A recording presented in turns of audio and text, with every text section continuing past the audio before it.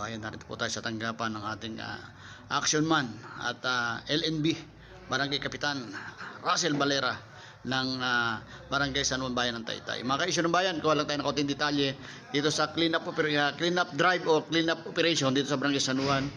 Kuha lang natin ng kaunting detalye si Kap. Kap, good morning, live tayo sa programang Rizal Isyu ng Bayan. Yeah, good morning po sa atin. Thank you Kuya Jerry sa pagkakataong ito. Good morning po sa ating mga kabarangay, kababayan.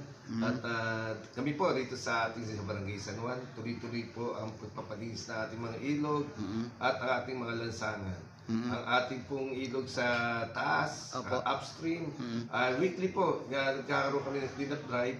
At ngayon po ay yung social intervention sa ating mga kabarangay sa lugar upang maiwasan na ang mga pagkakalat sa mga ilog natin ay aming mong sinasagawa every Friday po yan.